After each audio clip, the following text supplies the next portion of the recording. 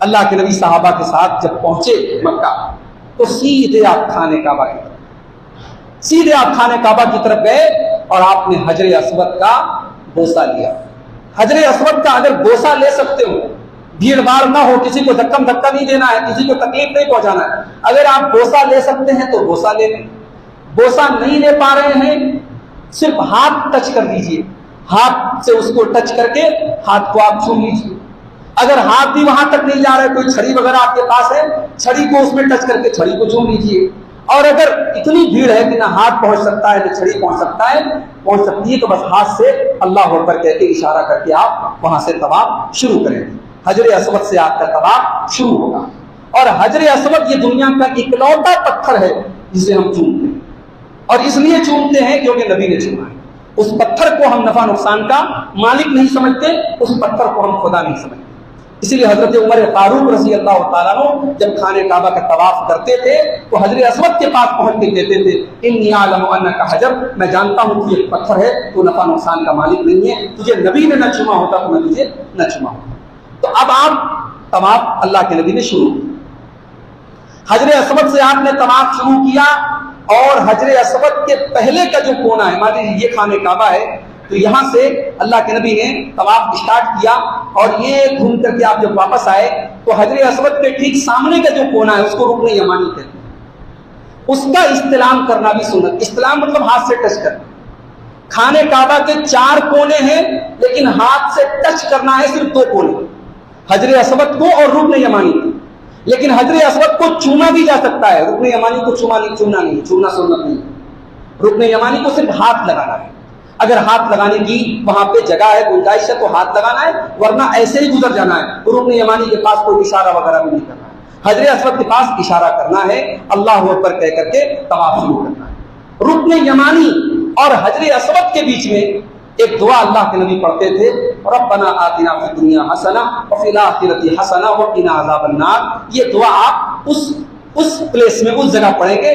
باقی طواف کے دوران آپ دعا کے معاملے میں آزاد ہیں, اپنے لیے, اپنے بال بچوں کے لیے, اپنے محلے کے لوگوں کے لیے, اپنی تمام امت کے لیے, جس کے لیے بھی آپ دعائیں کرنا چاہے کر سکتے ہیں.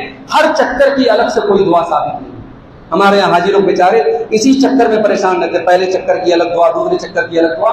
کوئی ایسی دعا اللہ کے نبی سے ثابت نہیں ہے. صرف رکن یمانی اور حجر اسود کے درمیان ربنا آتنا فی الدنیا یہ ثابت ہے.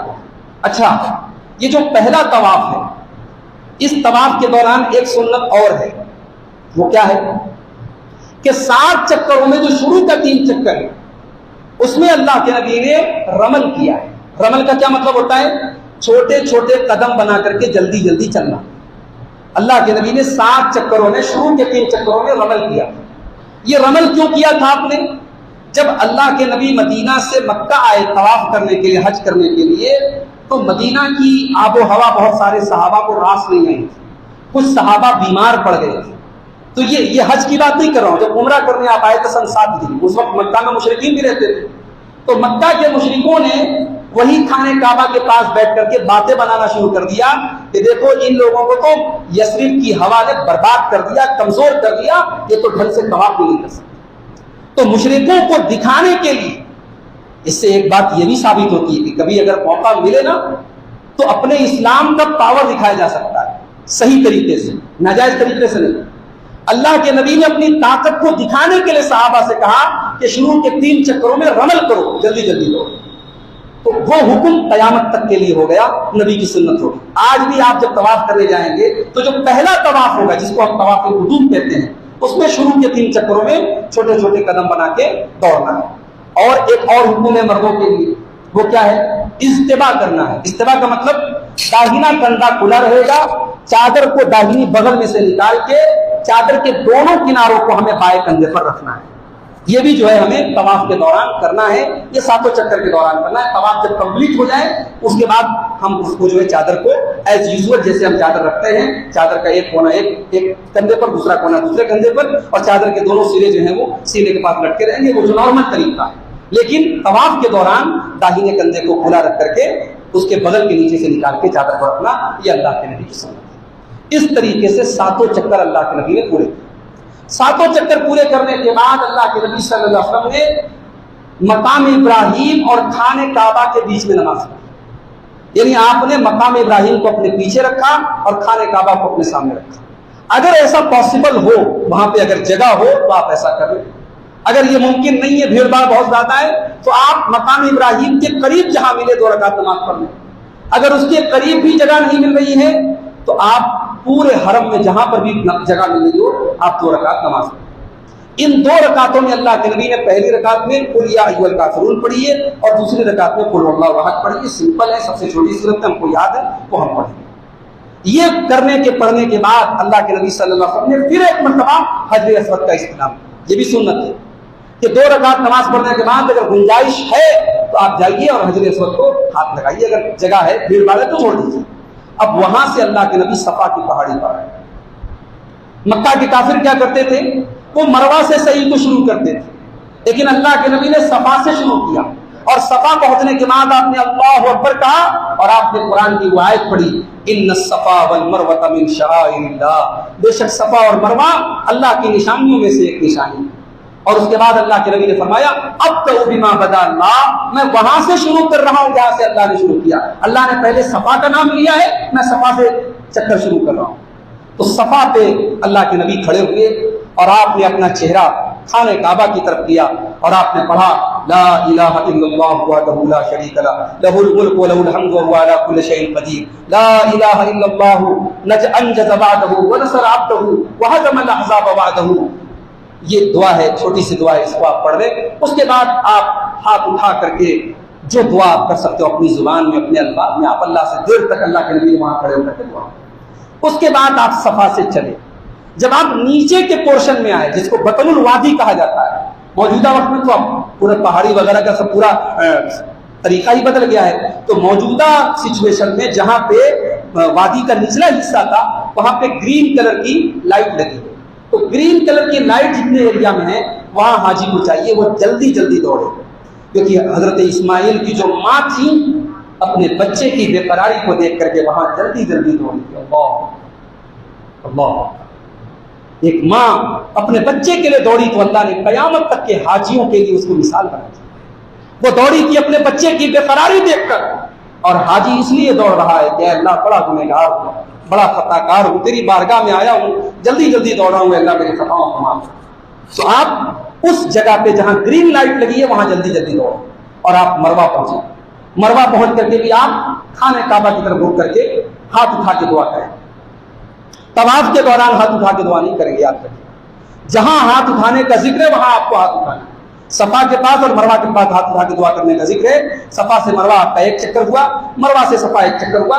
اس طریقے سے اللہ کے نبی نے 7 چکر پورے کیے۔ جب آپ نے 7 چکر پورے کر لیے، صحیح ہو گئی، طواف ہو گیا، صحیح ہو گئی، تو آپ نے اب صحابہ سے کہا کہ اگر جو بات مجھے بعد میں پتہ چلی، اگر پہلے پتہ چلی ہوتی تو میں قربانی کا جانور اپنے ساتھ میں نہ لاتا۔ تو جو لوگ قربانی کا جانور اپنے ساتھ نہیں لائے ہیں وہ اب اپنے احرام سے نکل جائیں، اپنے بال مڑا لیں، احرام سے وہ آزاد ہو گئے، اب ان کو ڈائریکٹ حج کا احرام باندھنا۔ یہاں سے یہ مسئلہ پتہ لگا کہ افضل حج یہی ہے، کیونکہ حج تمتع میں بیچ میں ایسا پیریڈ بھی آتا ہے کہ حاجی احرام کی پابندیوں سے آزاد ہوتا ہے، کوئی بھی کپڑا پہن سکتا ہے، بیوی سے ملاقات بھی کر سکتا ہے۔ تو یہ جو بیچ میں حاجی نے فائدہ اٹھایا اس پیریڈ کو، اس پیریڈ کے فائدہ اٹھانے کی وجہ سے اس کو تمتع کہا جاتا ہے۔ سب سے افضل حج یہی ہے۔ اور ایک ہوتا ہے حج قران، جس میں حاجی قربانی کا جانور لے کے جاتا ہے اور عمرہ کرنے کے بعد اسی پوزیشن میں، احرام کی پوزیشن میں رہتا ہے اور پھر ڈائریکٹ حج کا احرام باندھتا ہے، یعنی حج کی نیت کرتا ہے اسی احرام کے ساتھ۔ تو وہ حج قران ہے جو اللہ کے نبی نے کیا تھا، مگر اللہ کے نبی کی زبان سے یہ الفاظ نکلے کہ اگر جو بات مجھے بعد میں پتہ لگی، اگر پہلے پتہ لگی ہوتی تو میں بھی حج تمتع کرتا۔ اور اس کے بعد ایک صحابی نے، حضرت سراقہ بن مالک نے کہا کہ اے اللہ کے نبی، یہ گنجائش اسی سال کے لیے یا ہر سال کے لیے؟ تو اللہ کے نبی نے اپنے دونوں ہاتھوں کو ایک دوسرے میں ڈالا اور ملایا، انگلیوں کو ملایا، اور آپ نے کہا کہ ہمیشہ کے لیے یہ حکم ہے، حج اور عمرہ ایک دوسرے میں داخل ہو گئے، یعنی آپ عمرہ کرنے کے بعد آپ حلال ہو سکتے ہیں، احرام کی پابندی سے نکل سکتے ہیں۔ اب اس کے بعد آپ 8 ذی الحجہ کو حج کا احرام باندھیں۔ چنانچہ اس کے بعد اللہ کے نبی صلی اللہ علیہ وسلم نے جب 8 ذی الحجہ کی تاریخ آئی اور دن تھوڑا روشن ہو گیا، اس کے بعد اللہ کے نبی مکہ سے مینا کی طرف بڑھے، اور مینا پہنچنے کے بعد آپ نے ہر نماز کو اس کے ٹائم پر پڑھا، قصر کر کے پڑھا، 2 رکعت پڑھا. یعنی جو 4 رکعت والی نماز ہے، ظہر ہے، عصر ہے، عشاء ہے، اس کو آپ نے 2 رکعت پڑھا. مغرب کی 3 ہی پڑھی جائے گی، فجر کی 2 ہی پڑھی جائے گی. وہاں سنتیں آپ نے نہیں پڑھی سوائے فجر کی سنت. تو مینا میں پہنچنے کے بعد آپ نے ظہر پڑھی، عصر پڑھی، مغرب پڑھی، عشاء پڑھی. اس کے بعد اگلے دن 9 تاریخ کو فجر پڑھی. 9 تاریخ کو جب سورج نکل گیا تب اللہ کے نبی نے صحابہ کو حکم دیا کہ نمرہ ایک جگہ تھی، وہاں پہ آپ کا خیمہ لگایا جائے. نمرہ میں آپ کا خیمہ لگایا گیا. آج نمرہ میں ایک شاندار مسجد موجود ہے، مسجد نمرہ. وہاں اللہ کے نبی پہنچے اور ظہر تک آپ پہنچے. جب سورج ڈھل گیا تو اس کے بعد آپ نے اذان دلوائی، اور اذان ہوئی، آپ نے اس کے بعد اقامت کہلوا کر کے ظہر کی نماز پڑھائی. پھر دوسری اقامت کے ساتھ آپ نے عصر کی نماز، یعنی ظہر اور عصر کو آپ نے اکٹھا پڑھوایا. اس کے بعد آپ نمرہ سے اتر کر کے اب عرفات میں آئے. عرفات میں حاجی کا رہنا بہت ضروری ہے. یعنی حج کے ارکان میں سے رکن ہے کہ حاجی کچھ ہی دیر کے لیے صحیح عرفات میں وقت گزارے. سنت تو یہ ہے کہ ظہر کے وقت سے لے کر کے سورج ڈوبنے تک ہمیں عرفات میں رہنا ہے. اور اسی عرفات کے میدان میں اللہ کے نبی نے اپنی اونٹنی کے اوپر سوار ہو کر کے خطبہ دیا. اور وہ خطبہ جسے ہم خطبہ حجۃ الوداع کہتے ہیں، انسانی تاریخ کے بڑے بہترین اصول آپ نے بیان کیے. اسی خطبے میں آپ نے امت سے کہا کہ کان کھول کر کے سن لو، ان دماءکم واموالکم، تمہارے جان، تمہارے مال، تمہارے خون ایک دوسرے کے لیے حرام ہیں. کحرمت یومکم ھذا فی بلدکم ھذا فی شہرکم ھذا، جیسے آج کا یہ دن قابل احترام ہے، یہ مہینہ قابل احترام ہے، یہ شہر قابل احترام ہے. اے مسلمانوں، ایک دوسرے کی جان کا احترام کرو، ایک دوسرے کے مال کا احترام کرو، ایک دوسرے کی آبرو کا احترام کرو. اس کے بعد آپ نے بیان کیا کہ وہ لوگوں کان کھول کر کے سن لو، دور جاہلیت میں جتنے قتل ہوئے تھے سب کو ختم کیا جاتا ہے، اور میرے خاندان کے ذمے قتل تھا، میں اس کو معاف کرتا ہوں. جتنے قرضے لیے تھے سود کے اوپر، سارے سود کو میں ختم کرتا ہوں. میرے چچا عباس، ان کا جو قرضہ لوگوں کے ذمے ہے میں اس کو ختم کرتا ہوں، ان کا جو سود ہے میں اس کو ختم کرتا ہوں. اس سے یہ پتا چلا کہ اگر کسی کو سود لینا ہے لوگوں سے اور اسے مسئلہ پتا نہیں تھا اور اب مسئلہ پتہ لگ گیا، تو مسئلہ پتہ لگنے کے بعد یا توبہ کرنے کے بعد اب کسی سے سود نہیں لے گا. وہ جو بھی سود ہے لوگوں کے اوپر وہ اس کو معاف کر دے گا، ختم کر دے گا. اللہ کے نبی نے اس کو معاف کیا. اسی خطبے میں آپ نے فرمایا کہ وہ لوگوں اپنی عورتوں کے بارے میں اللہ سے ڈرو. تم نے اللہ کا نام لے کر کے ان کو اپنے نکاح میں لیا ہے اور ان کی شرمگاہوں کو حلال کیا اللہ کا نام لے کر. ان کا حق تمہارے اوپر یہ ہے کہ وہ تمہارے بستروں پر کسی غیر مرد کو آنے نہ دیں، اور تمہارے اوپر ان کا حق یہ ہے کہ ان کو اچھا کھلاؤ، اچھا پہناؤ، اور ان کے اوپر کوئی ظلم مت کرو. ان کے بارے میں اللہ سے ڈرو. یعنی سماج کے کمزور طبقوں کے بارے میں اللہ کے نبی نے اس خطبے میں وصیت. اس کے بعد آپ نے لوگوں سے کہا کہ کیا میں نے اللہ کا دین تمہیں پہنچا دیا؟ لاکھوں کا مجمع تھا میرے بھائیوں، 1 لاکھ یا 1.25 لاکھ کا مجمع تھا. کوئی لاؤڈ اسپیکر نہیں تھا، کوئی مائکرو فون نہیں تھا، مگر اللہ تبارک و تعالیٰ نے اپنے نبی کی آواز کو ہر صحابی کے کان تک پہنچایا، اور تمام صحابہ نے بیک زبان کہا نشہد انک قد بلغت وادیت ونصحت. اے اللہ کے نبی، ہم گواہی دیتے ہیں کہ آپ نے اللہ کا دین ہمیں پہنچا دیا، آپ نے اللہ کا دین ہمیں پہنچا دیا، آپ نے خیر خائی کا حق ادا کر دیا، آپ نے اللہ کی امانت ہم تک پہنچا دی. اس کے بعد آپ نے آسمان کی طرف انگلی اٹھائی اور آپ نے کہا اللہم اشہد، اللہم اشہد، اے اللہ تو گواہ رہنا، اے اللہ تو گواہ رہنا، اے اللہ تو گواہ رہنا. آپ نے یہ بات 3 مرتبہ ارشاد. اس کے بعد جب سورج ڈوب گیا، اللہ کے نبی اب وہاں سے اپنے صحابہ کو لے کر کے نکلے اور مزدلفہ پہنچے. اور مزدلفہ پہنچنے کے بعد وہاں اپنے مغرب اور عشاء کی نماز اکٹھے پڑھی. شریعت میں 2 نمازوں کو اکٹھا کرنے کی 2 صورت ہیں. ایک ہے کہ ظہر اور عصر میں سے کسی ایک نماز کو ہم بیفور پڑھ لیں، مثال کے طور پر عصر کو ہم بیفور پڑھ لیں، یا مغرب اور عشاء میں سے عشاء کو ہم بیفور پڑھ لیں. یا دوسری شکل یہ ہے کہ 2 نمازوں میں سے ایک نماز کو ہم ڈیلے کر کے پڑھیں، جیسے ظہر کی نماز ہے ہم عصر کے ٹائم پڑھیں، یا مغرب کی نماز ہم عشاء کے ساتھ پڑھیں. اللہ کے نبی نے حج کے دوران ان دونوں طریقوں پر عمل کر کے امت کو دکھایا. عرفات میں ظہر کے ساتھ عصر کو بیفور کر کے پڑھا، اور مزدلفہ میں مغرب کے ساتھ عشاء کو آپ نے بیفور کر کے پڑھا. اس طریقے سے اللہ کے نبی نے دونوں نمازوں کو جمع کیا. اس کے بعد آپ نے رات وہی مزدلفہ میں گزاری. صبح کو آپ جب سورج یعنی فجر کی نماز آپ نے پڑھی، دیر تک دعا کی. جب تھوڑی روشنی ہوئی سورج نکلنے کے پہلے، اللہ کے نبی مزدلفہ سے نکلے اور مینا پہنچے. اور مینا میں 3 جمرات تھے، ایک بڑا والا شیطان جسے ہم کہتے ہیں، ایک بیچ والا، ایک چھوٹا والا. تو جب آپ مینا سے چلیں گے تو پہلے چھوٹا والا پڑے گا، پھر بیچ والا پڑے گا، پھر جو مکے سے جو سب سے قریب والا بڑا والا شیطان. تو اللہ کے نبی نے بڑے والے شیطان کو کنکری ماری 10 تاریخ کو عید کے دن، اور 7 چھوٹی چھوٹی کنکریاں، اور ہر کنکری کو مارنے کے ٹائم اللہ کے نبی نے اللہ اکبر کہا. جو سنت ہے، نہ تو آپ بڑی بڑی کنکریاں ماریں گے، جوتا چپل ماریں گے، اور نہ ہی آپ کچھ اور پڑھیں گے، بس اللہ اکبر کہہ کر کے آپ کنکری ماریں گے. 7 کنکری اللہ کے نبی نے ماری ہے. اور اس کے بعد آپ نے آ کر کے قربانی کی. 100 اونٹوں کی آپ نے قربانی. اللہ کے نبی نے اپنی وفات کے پہلے یہ حج کیا تھا. 100 اونٹوں میں سے آپ نے 33 اونٹ خود قربان کیے، اور باقی 67 اونٹ جو ہے آپ نے حضرت علی کو حکم دیا، انہوں نے اس کی قربانی کی. اور اس کے بعد آپ نے اپنے بال وغیرہ کٹا لیے، اور پھر آپ وہاں سے مکہ آئے. یہ 10 تاریخ کا بڑا اہم کام ہے کہ آپ نے کنکری مار لی، قربانی ہو گئی، بال کٹا لیا آپ نے. اب آپ کو مکہ آنا ہے اور طواف افاضہ کرنا ہے، جو حج کا بڑا اہم رکن ہے.